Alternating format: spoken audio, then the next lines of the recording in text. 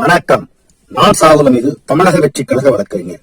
இன்னைக்கு நாம பார்க்க போற பதிவு அரசியல் கட்சிகளிலே அணிகள் என்கின்ற வரிசையில் தன்னார்வலர்கள் அணி என்கின்ற பதத்தை பார்க்க போறோம். பாருங்க, அரசியல் என்பதே மக்கள் நலன் சார்ந்தது. 3 நோக்கங்களுக்காக அரசியல் கட்சிகள் இருக்க வேண்டும் என்று பேரறிஞர் பெருந்தகை சாக்ரட்டிஸ் சொல்கின்றார். ஒன்று, அரசியல் என்பதே மக்களுக்கானதும் மக்களால் வழிநடத்தப்படுவதும். எனவே மக்கள் நலன் என்பது தலையாய நோக்கமாகிய ஒன்று. இரண்டாவது, மக்கள் நலனை தாண்டி ஒரு கொள்கையை முன்வைப்பதாக இருக்க வேண்டும். மூன்றாவது, அரசியல் என்பது ஒரு பதவி, அதன் வாயிலாக மக்களுக்கு செய்யக்கூடிய நன்மை என்கின்ற அதிகாரத்தை கைப்பற்றுவதாக இருக்க வேண்டும். அப்ப இதுல 3 முக்கிய விஷயத்துல முதல் தலையாய விஷயமாக அறிஞர் சாக்ரட்டிஸ் சொல்வது மக்கள் நலன் என்பதுதான் தலையாய விஷயம். ஆனா இன்னைக்கு அதெல்லாம் வேறு வேறு கோணத்திற்கு சென்று மக்கள் நலன் என்பது கடைசியில் கூட இல்லாத சூழ்நிலை உருவாகிவிட்டது. ஒரு வாக்கு அரசியலை நோக்கி போயிட்டது. அரசியல் என்றாலே எந்த வழியிலேயாவது எப்படியாவது பணம் கொடுத்தேனும், அல்லது ஏதாவது ஒரு ஜாதி அரசியல் பண்ணியேனும், அல்லது ஏதாவது ஒரு புழக்கடை வழியாக, அல்லது இன மத உணர்வுகளை தூண்டியேனும், அல்லது ஏதாவது ஒரு வழியை கையாண்டு எப்படியாவது தலைகீழாக நின்று ஆட்சி அதிகாரத்தை கைப்பற்றி லஞ்ச லாவணியங்களை ஆறாக ஓடவிட்டு புறையோடிய ஊழல் அரசாங்கங்களை அமைத்து நாங்கள் நன்மை செய்யக்கூடியவர்கள் என்ற சாதாரண பிரச்சாரத்தை மட்டும் முன்னெடுத்து மீண்டும் மீண்டும் நாமே ஆட்சிக்கு வர வேண்டும், வேண்டும் வேண்டும் பதவி என்கின்ற நோக்கத்திலே வாழக்கூடிய அரசியல் தலைவர்களின் அசிங்கமான கூடாரமாக மாறி போனதுதான். அது தமிழகம் விதிவிலக்கில்லை என்கின்ற சூழலில்தான் இன்றைய அரசியலும் அரசியல் சார்ந்த விஷயங்கள் இருக்கின்றன. ஆனால் ஒரு அரசியலுடைய சீர்திருத்தம் என்பதே ஒரு அரசியல் கட்சியை கட்டமைப்பதன் வாயிலாக அந்த அரசியல் கட்சியின் கொள்கைகளிலே, அந்த அரசியல் கட்சியின் கோட்பாடுகளிலே, செயல்பாட்டு முறைகளிலே இருக்கக்கூடிய சீர்திருத்தங்கள் அல்லது புதிய நோக்கங்கள் அல்லது வடிவமைப்புகள் அல்லது மக்கள் பணிக்காக அதில் சேர்க்கக்கூடிய புதிய யுக்திகள், இவைகள்தான் அந்த அரசியல் கட்சியை வழிநடத்துவதிலே கட்டமைப்பதிலே முக்கிய பங்காற்றுகின்றன. அவ்வாறு நாம் கட்டமைக்கின்ற பொழுதுதான், அப்படி அரசியலமைப்பிலே கட்டமைப்படுகின்ற கட்சிகள் தான் ஒரு நல்ல அரசாங்கத்தை கட்டமைக்க முடியும்.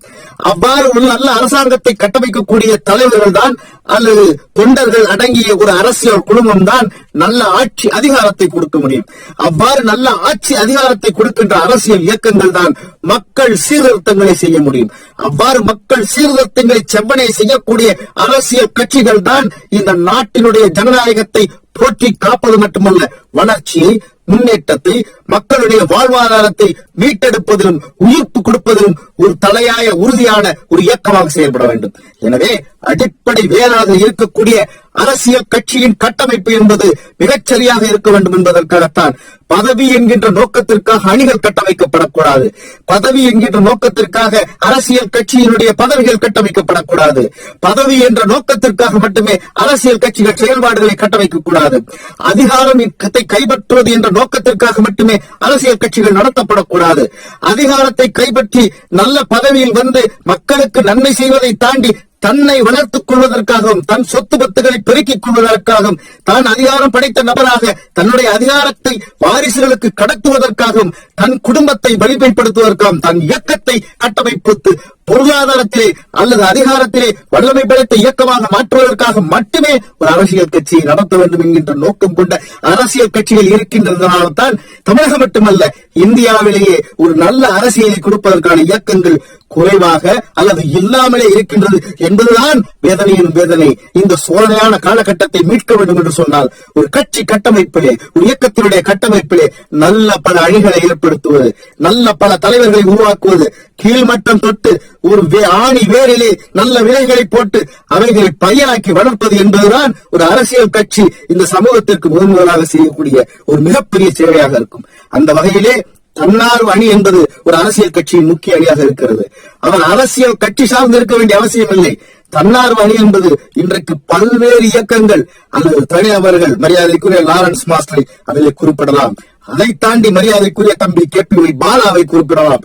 அதை தாண்டி எத்தனையோ கிறித்துவ மிஷன்கள், எத்தனையோ இஸ்லாமிய இளைஞர்கள், அந்த மனிதநேயத்தோடு ஆம்புலன்ஸ் சேவை நடத்தக்கூடியவர்கள், குருதி கொடை செலுத்தக்கூடியவர்கள், உடல் தானம் பொருள் தானம் கொடுக்கக்கூடியவர்கள், அதை தாண்டி திருமணங்களுக்கு உதவி செய்வார்கள், கட்டிடங்களை இலாமாக கொடுக்கக்கூடியவர்கள், நிலங்களை தானமாக கொடுக்கக்கூடியவர். சமீபத்திலே ஒரு விநாயகர் கோயிலுக்கு கூட 2 இஸ்லாமிய பெரியவர்கள் தங்கள் நிலத்தை ஜாதி மத இனத்திற்கு கடந்து தானமாக கொடுத்தார்களே, அதை போன்று தன்னெழுச்சியாக செய்யக்கூடிய எத்தனையோ கட்டமைப்பு வாய்ந்த, எத்தனையோ இதயம் படைத்த நல்ல உள்ளங்கள் இன்றளவும் தமிழகத்தில் இருக்கின்றன.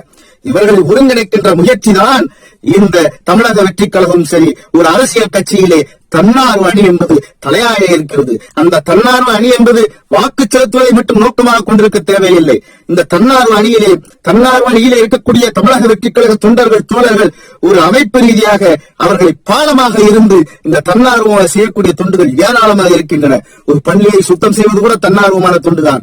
குருதி கொலை செய்வது கூட தன்னார்வ தொண்டுதான். இங்கே இருக்கக்கூடிய பிளாஸ்டிக் கழிவுகளை சுத்தப்படுத்துவது கூட தன்னார்வ தொண்டுதான்.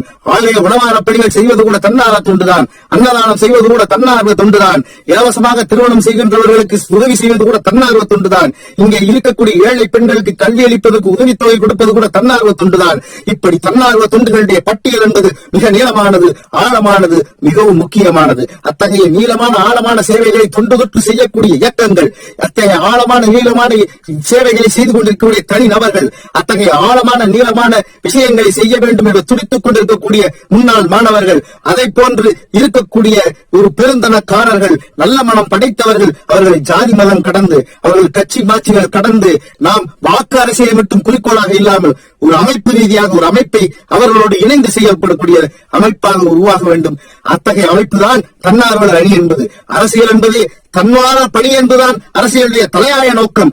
அந்த நிலைகளை கடந்து இன்று சென்று விட்ட போது இந்த தன்னார்வ அணி என்கின்ற ஒரு அணி என்பது அரசியலில் அவசியமானதும் அத்தியாவசியமானதும் காலத்தின் கட்டாயமாக இருக்கின்ற பொழுது அதை அமைக்க வேண்டியதில் அரசியல் கட்சிகள் முன்வைப்பு காட்ட வேண்டும். அவ்வாறு தன்னார்வமாக அமைக்கக்கூடிய அந்த அணியிலே உண்மையிலேயே ஒரு உழைப்பை தன்னார்வமாக தரக்கூடியவர்களாக இருக்கலாம், அல்லது தனது பணத்தை தன்னார்வமாக தரக்கூடியவர்களாக இருக்கலாம், அல்லது தனது நேரத்தை தன்னார்வமாக தரக்கூடியவர்களாக இருக்கலாம், அல்லது தன்னுடைய கல்வியை தன்னார்வமாக தரக்கூடியவர்களாக இருக்கலாம். இப்படி எதை வேண்டுமானாலும் தன்னார்வமாக தரக்கூடியவர்களாக இருக்கலாம். அவர் வாக்குதான் செலுத்த வேண்டும் என்ற அவசியம் இல்லை. வாக்கை நோக்கமாக வைத்திருக்கக்கூடாது இந்த தன்னார்வ அணி என்பது. இந்த தன்னார்வ அணி என்பது நாம் தன்னார்வமாக செய்கின்ற பொழுது வாக்கு என்பது தானாக தமிழக வெற்றி கழகத்திற்கு வந்து சேரும், அல்லது அந்த அரசியல் கட்சிக்கு வந்து சேரும் என்கின்ற நோக்கம் இருக்கின்ற பொழுது உங்கள் சேவை என்பது அங்கீகரிக்கப்படும், அலங்கரிக்கப்படும், அபகரிக்கப்படாது, அவை என்றென்றும் ஆராதிக்கப்படும் என்பதை மனதில் வைத்துக் கொண்டு இந்த தன்னார்வ அணியை அரசியல் கட்சிகள் கட்டமைக்க வேண்டும். அத்தகைய தன்னார்வ அணி என்பது தமிழகத்தில் காலத்தின் கட்டாயமாக இருக்கிறது. அத்தகைய தன்னார்வ அணியை நாம் அமைத்து தமிழகத்திலே தளபதி ஆட்சி 2026 தமிழக வெற்றி கழகம் தமிழ்நாட்டில் தளபதி தலைமையில் ஆட்சி என்கின்ற காட்சி மாற்றம் வரும். அத்தகைய சூழ்நிலையிலே அரசியல் என்பது கொள்கை கோட்பாடுகளுக்கு உன்னதமான ஒரு புகழிடம். அரசியல் என்பது தனிநபர் துணிக்கான இடம் அல்ல. அரசியல் என்பது சுயலாபத்திற்கான இடம் அல்ல. அரசியல் என்பது மக்களுக்கான இடம் என்கின்ற நிலை உறுதி செய்யப்படும். அத்தகைய உறுதியை தமிழக வெற்றி கழகம் தரும், தளபதி தருவார் என கூறி நன்றி கூறி விடைபெறுகிறேன்.